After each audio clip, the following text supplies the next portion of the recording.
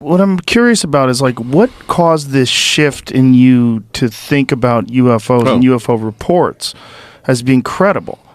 Because we're talking theoretically, and you're talking about your understanding of dimensions. Because I thought it was not. I thought it was a smokescreen that we were using to do aerospace engineering projects. I thought it was like Operation Fortitude or Operation Bodyguard. Right. And so it's like, okay, please don't bother me with your sci-fi stories. It's space opera, for the same reason that I don't go into a Scientology center and spend all my time thinking about Xenu. I'm not going to spend all my time worried about space opera. And what changed? Meeting an enormous number of very sober, very grown-up people who seem to be changed, alter, and believe that this is real.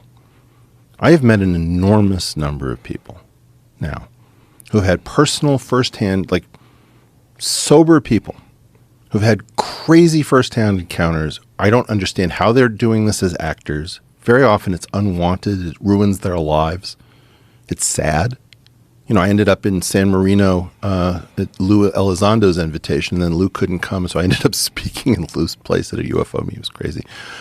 But I met so many people who were just like, Eric, let me explain my experience to you. And I'm just not prepared for these highly detailed stories that have so much similarity one to the next.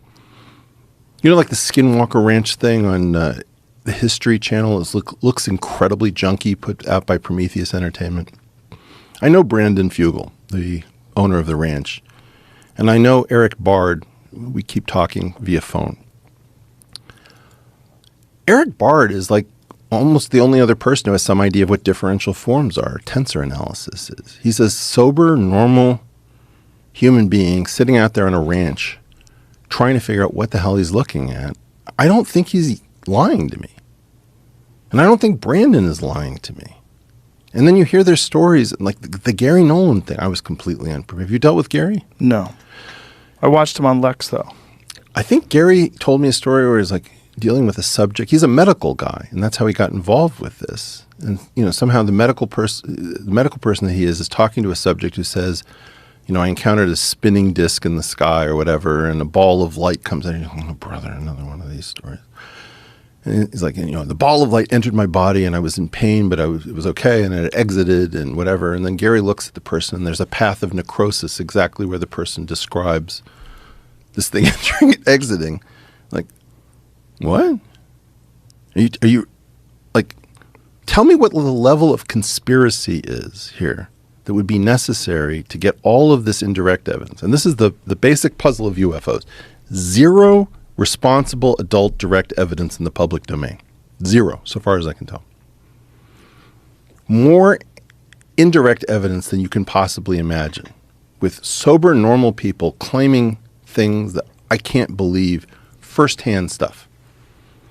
And then it gets weirder and worse from that. I would love to keep this just at metallic flying objects. But no, it's always going to be like, no, they go into the water, and then, the next level is like cattle mutilation. It's like, oh, please don't bring in cattle mutilation. Oh yeah, the stapes, the smallest bone in the body, the three bones that make mammals mammals. One of them seems to be frequently missing. And then like Paul Hellyer and Chaim Eshed and Ben Rich. Then there's this like crazy level where the former Canadian defense minister believes that there's a galactic federation, the humans are in contact, and the head of the Israeli space. It's like, enough. I can't handle it. I don't know what we're looking at. And I'd love to keep it at something sober. And I see zero direct evidence. And if we're going to go on the direct evidence, Elon is right. It's bullshit. Tough luck. But I don't know how this amount of indirect evidence occurs, because I don't think the government is capable of faking this.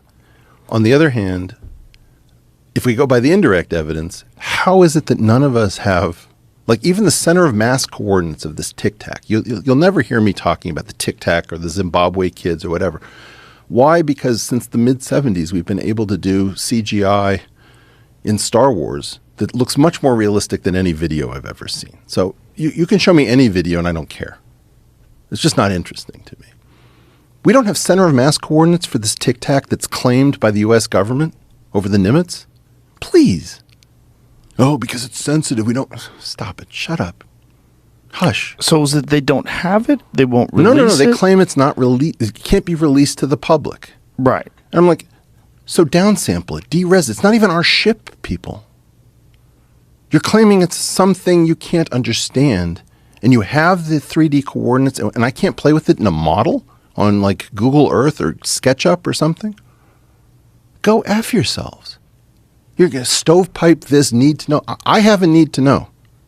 I'm trying to do science. Is that the most compelling one to you, the TikTok?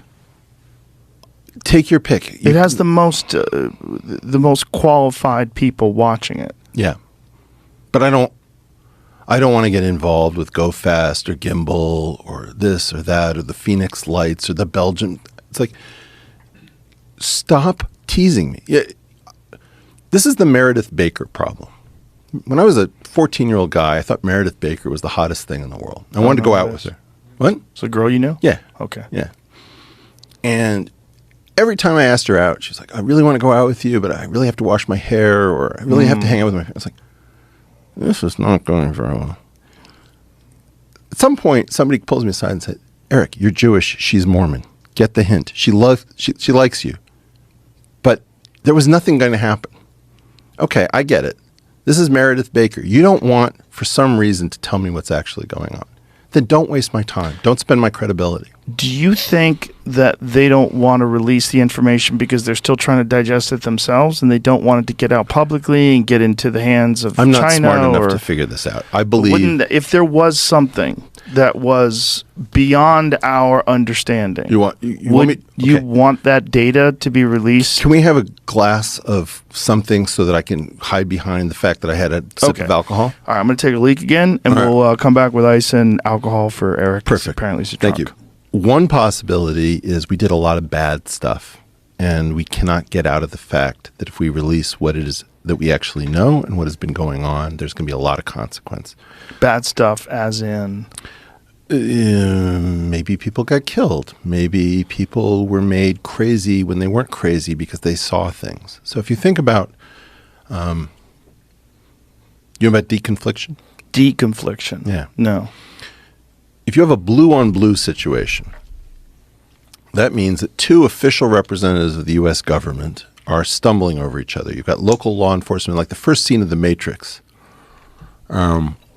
is... You suddenly got really fucking intimidating, Joe. Now I'm scared.